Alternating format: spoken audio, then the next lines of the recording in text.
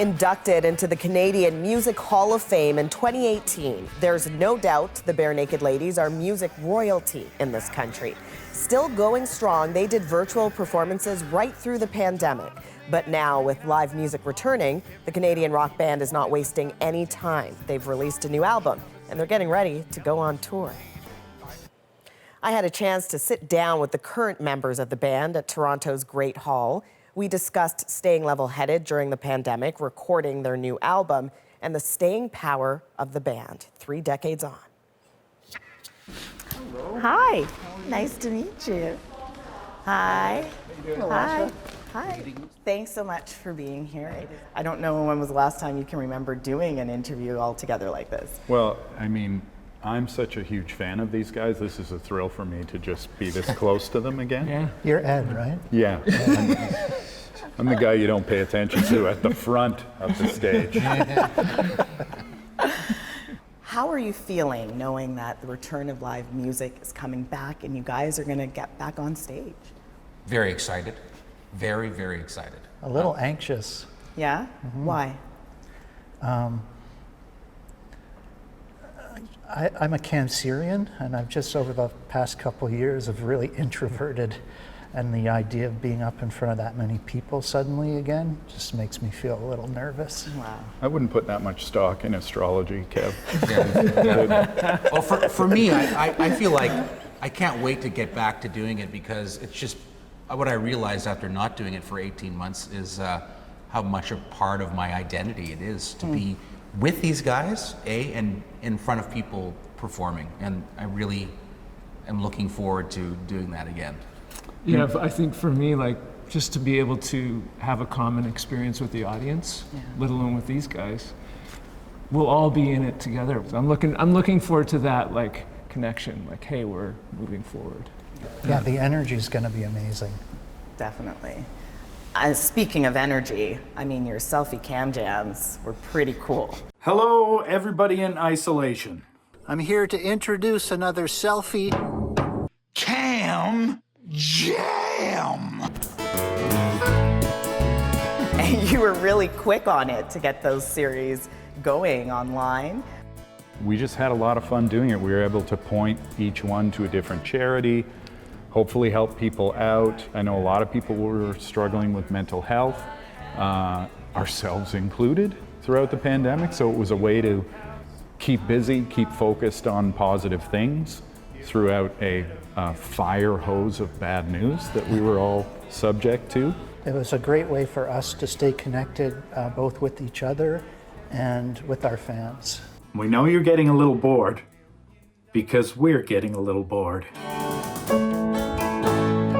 Did you find, I mean, so many people said that you spent so much more time with your family, whether you liked it or not, but was that refreshing? I mean, usually you're busy, you're out on the road. I think it was, actually. Yeah. It was for all of us. I think especially at the beginning, it's like, hey, I've never cooked so much. You know?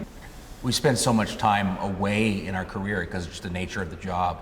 And so you get used to it. You get used to being away, and your partner gets used to you being away. Right. So when you're around, there was a certain relearning of how to be together a lot. And it was great, though. I mean, I think I spent the most time at home than I have in 30 years. Wow.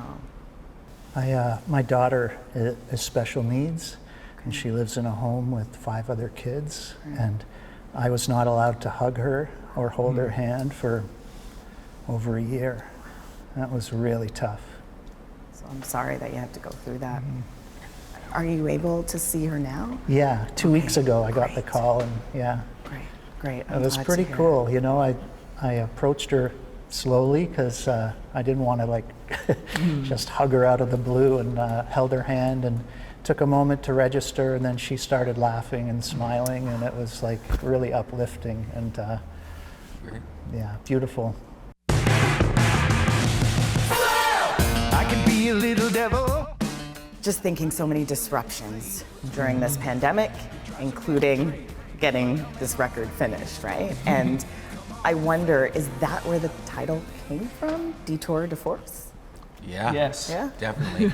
That's where the title came from. So it was your idea. Yeah. Ty always sends us a list of, word plays, and they're sometimes very silly, but then there will be It's a couple. usually 800 terrible ideas that he thinks are going to make us laugh that we have to wade through and find the gold in. Yeah, and there always is one, and Well, we had to take a detour.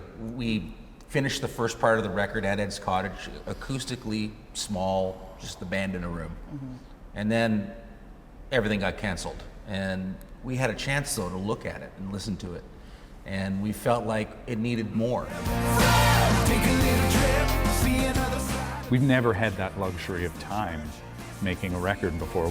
We're always pretty strict on our deadlines. there's an analogy that Richard Butler from the Psychedelic Furs made that I really like.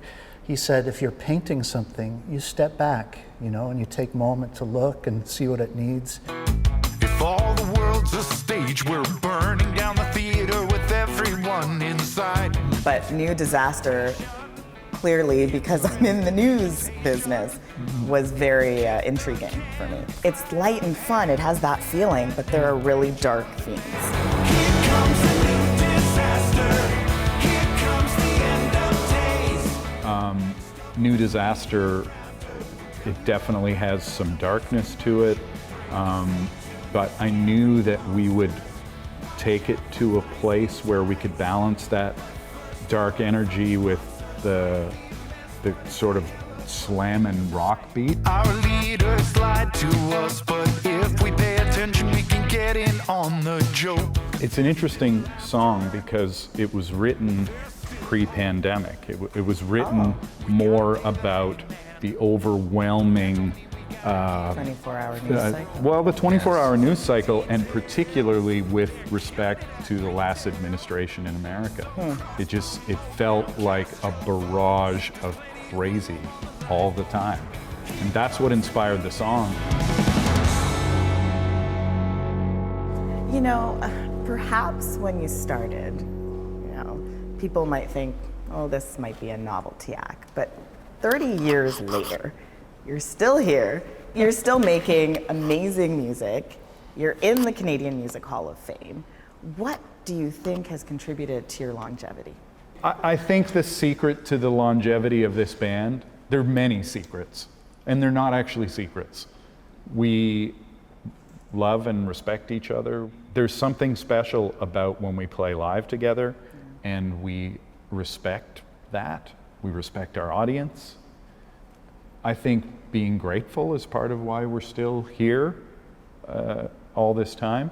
And more than ever before in our career, I think we're able to just enjoy what's great about it and ignore what isn't.